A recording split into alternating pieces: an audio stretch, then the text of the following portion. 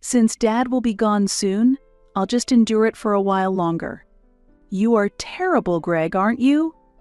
Although, lately I may have been viewing him solely in terms of financial worth. A discomforting conversation between a brother and his wife. I happened to overhear this conversation, and my father's face looked sadder than ever, causing me unbearable pain. As I stood next to my dad, unable to remain silent, I reached for the doorknob to interrupt, but he grabbed my hand and shook his head. Don't worry. There's just one thing I need help with. The unexpected measure he was considering against my brother and his wife was, I am Susan Owen. At 58, I work at a local osteopathic clinic, handling reception and miscellaneous duties. I am the same age as my husband, Robert, and we have a 28-year-old daughter. We married at 25, and after struggling to conceive, our daughter was born when I was 30 following fertility treatments. She recently decided to marry and moved out of the house. While I sometimes feel lonely, having been used to living with 3 people, I am happy about my daughter's marriage. I have always wanted to avoid conflicts and live peacefully, but specific individuals were threatening that desire. My brother Greg has a completely opposite personality, aggressive, and I've disliked his mischief since childhood. As a child, he destroyed a plush toy I was attached to and deliberately attached insects I disliked to me. Particularly memorable was when he released a cherished goldfish I got into a river. I remember crying a lot then, and I still haven't forgotten it. As Greg became an adult and started living alone, our interactions significantly decreased, and I was relieved internally. I had hoped to keep contact with him to a minimum, but surprisingly, Robert and Greg were working at the same company. When Robert got the job, I knew he was at the same company as Greg, but since they were in different departments, I intentionally did not tell Robert, as I tried to minimize my involvement with Greg. Robert, like me, was a pacifist and disliked conflicts. His gentle nature was greatly appreciated by my parents. We had been dating since college, considering marriage from the start, and had already met both families.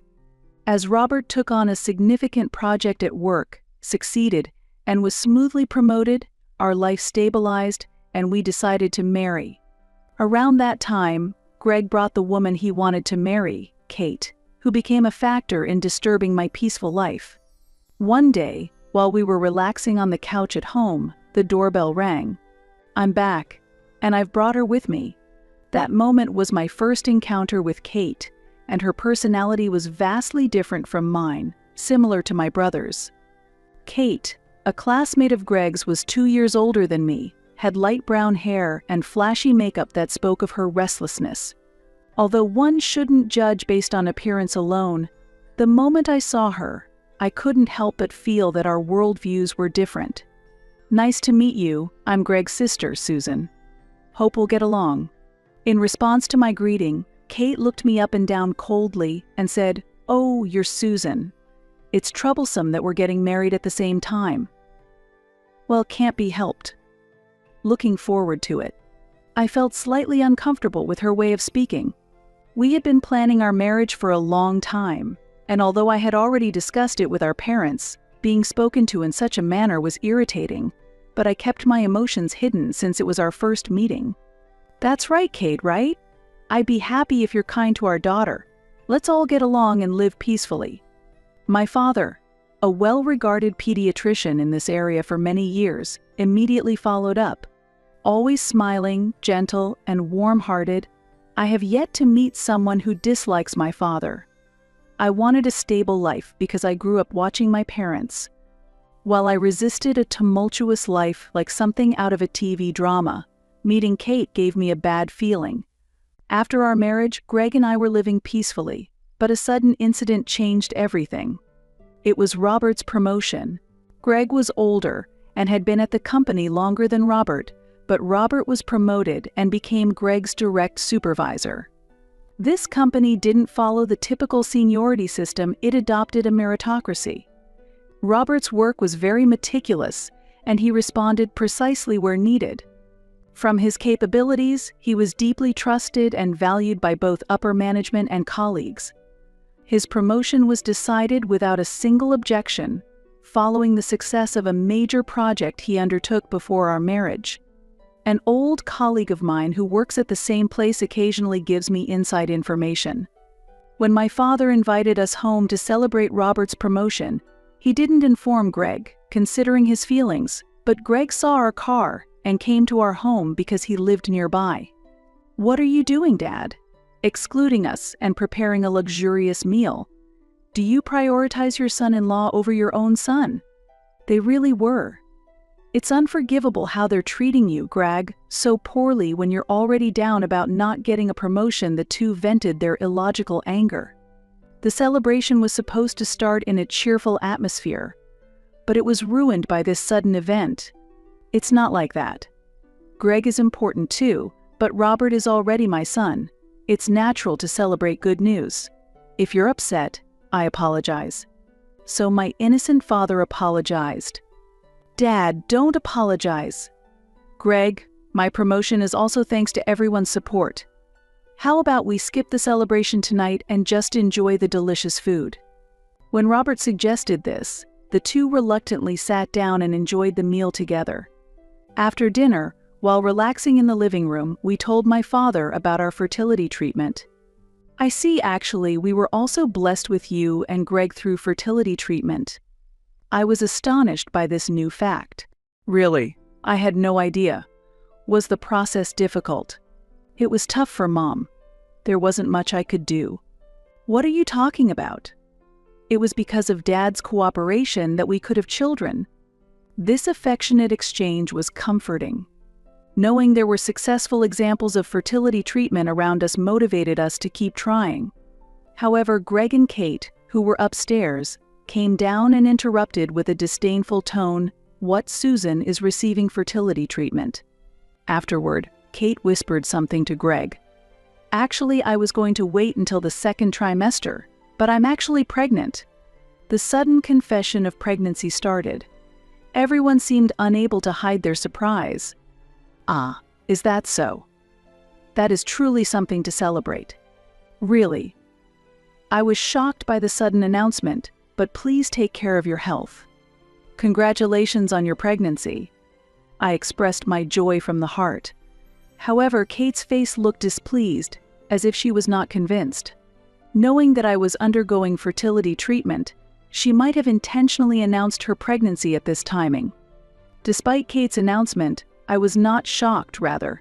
I sincerely congratulated her on her pregnancy. Later, Greg and Kate had a daughter, and we continued our efforts with fertility treatments. After 3 years of treatment, we finally had a daughter.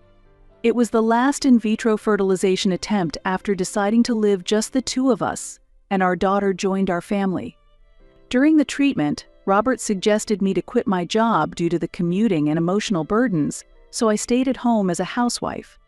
Thus, I avoided conversations with Kate that could contain sarcasm and minimized contact with her as much as possible. However, with the birth of our daughter, my feelings changed, and visits to my parents' home began to increase again. "Hey Susan, your child has such small eyes that it's a bit pitiful." "Oh, but both of you have small eyes too, right?" The first comment she made upon meeting my daughter was characteristically inconsiderate. At that moment, I strongly felt again that I wanted to avoid any relationship with this person. Kate always wanted to make herself look good. "Don't worry about it. Don't worry. I'm not bothered." Thanks to my mother's consoling after Kate's sarcastic remarks, I managed to maintain a calm demeanor. "Mother, can I take this rice home?" "Oh, I just bought new rice." "Don't be so stingy. We're out of rice at home, haha." Before my mother could agree, Kate had already taken the bag of rice and left the house. According to my troubled mother, she visits several times a week and takes away groceries and daily necessities without permission.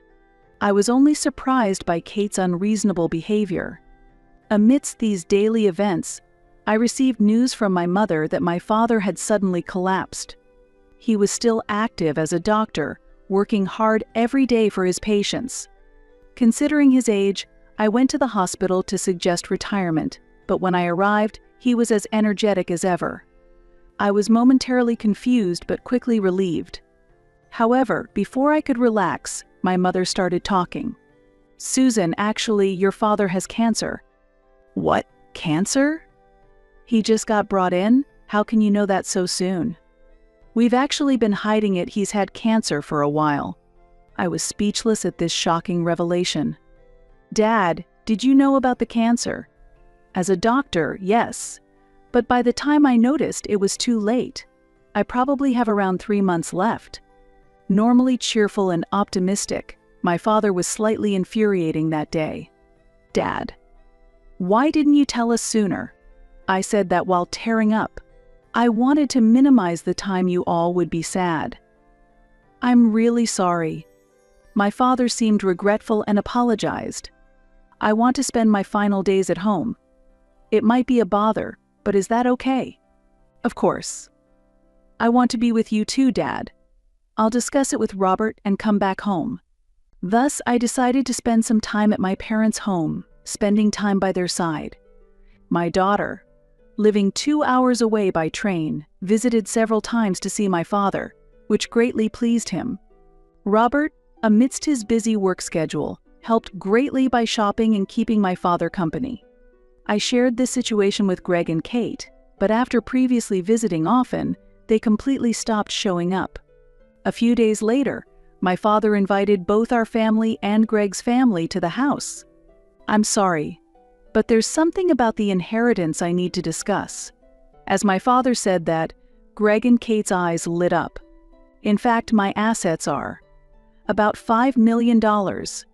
Everyone, except for my mother, was shocked by the unexpected amount. Further inquiry revealed that in addition to his income as a doctor, my father had built up a considerable amount through stock investments. "I want to carefully consider this matter until my time comes and make a final decision. I'd appreciate your cooperation." "Of course, Dad." Greg, who hadn't even shown his face during the visits, responded, and I could barely contain my anger. "Father, aren't you in pain? Maybe you should lie down for a bit." Kate began to ingratiate herself, using the situation. Afterward, the couple visited my father daily, changing sheets and replenishing medicines, and acted devotedly. While feeling uncomfortable with their changed attitude, I remained silent as my father was pleased. One day, as my parents and I returned from the hospital, someone was in the living room. Looking at the shoes, they belonged to Greg and Kate. Without paying much attention, I headed to the living room with my father and overheard my brother and his wife's conversation. $5 million is incredible. Dad will be gone soon, so let's just endure it for a while longer. You are terrible, Greg, aren't you? Although, lately I may have been viewing him solely in terms of financial worth. But I heard he only had 3 months left, and he still seems healthy. I wonder how long we'll need to care for him. My brother and his wife were having a discomforting conversation. Seeing my father's sad face next to me caused me pain. Unable to remain silent upon seeing my father like this, I was about to head to the living room when he grabbed my hand and shook his head. "Don't worry. There's just one thing I need help with." My father said that.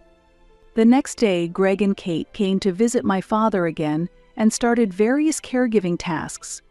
"You both must be busy, there's no need to come anymore." "But Dad, considering all that you've done for us, we want to repay you." Even though they may seem like a family on the surface, Greg was only thinking about money. Father's face was clearly lonely. "I really was given 3 months to live, but it's been 4 months now. You must be eager for the inheritance." Greg and Kate seemed surprised by those words. "Oh, Father, that's not true at all. If possible, we want you to live longer." Kate quickly countered. "Maybe, were you eavesdropping on our conversation yesterday?" "What conversation? Were you saying something bad?" From a lonely expression, Father laughed as if to tease.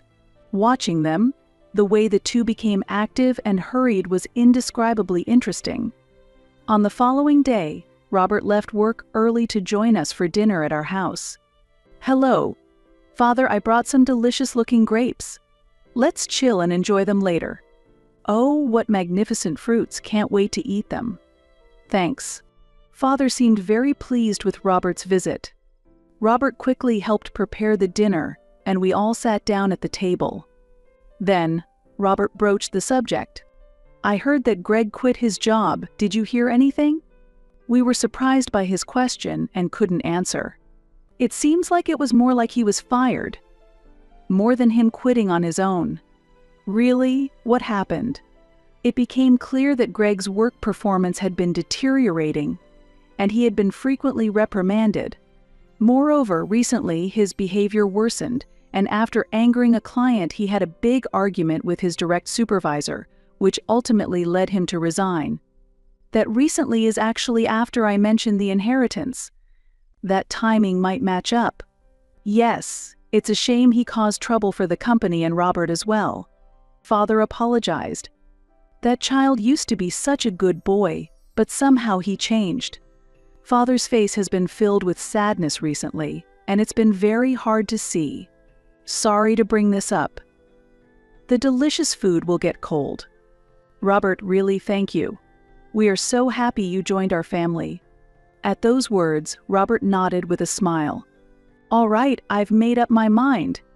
I need everyone's cooperation. With that declaration, Father stood up, leaning on his cane, and handed over something. When we saw the contents of the envelope, we were surprised by Father's explanation, but we agreed to the plan and promised to cooperate. 2 weeks later, Father passed away, watched over by Mother, me, and Robert. We couldn't get in touch with Greg and Kate, and they were absent during that crucial moment. Father's death brought deep sadness, but we were grateful to have spent his last days together. Father had posted the funeral notice at the hospital where he worked. On the day of the funeral, many people whom Father had cared for gathered. We realized how much Father was loved by many people. After settling down post-funeral, the topic of the inheritance came up. Right after Father's death, Greg immediately brought up the topic of the estate. Greg, Father just passed away, and you're talking about this? Everyone grieves differently, but it's hard for me, having lost my husband. But we need to hurry with the estate matters. I was disappointed by Kate's lack of understanding of my mother's feelings. If only they would just keep quiet, really terrible people. After living so long, they haven't learned anything. It was rare for Robert to raise his voice in anger. They were surprised by his reaction. Neither of you deserves to receive his inheritance. Greg retorted with a flushed face. What? You earn a high salary, you don't need the inheritance. Calm down, Greg, we have a trip to Hawaii next week. For now, let's just split the $5 million inheritance. With that, Kate, looking angry, took Greg and went home. I can't believe those two, planning a trip to Hawaii at a time like this. It's rare for Robert to get so angry. Thank you. I'm embarrassed at my son, but I regret how I raised him. Even at this age, I'm saddened that I have to cause my mother distress. But don't worry. Those two will have hell to come. Before they left for Hawaii, they handed over their bank details to us, instructing us to transfer the inheritance there. A few days later, while my mother and I were clearing up Father's belongings, they returned. Hawaii was really wonderful. Here, a souvenir for you. They handed over a can of macadamia nuts. Accepting the souvenir, I felt it was better than nothing. How's the inheritance?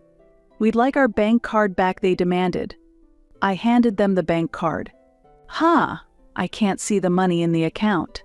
What do you mean? It hasn't increased since we withdrew money before the trip, they protested. Haven't you divided the inheritance yet, they asked. It's divided.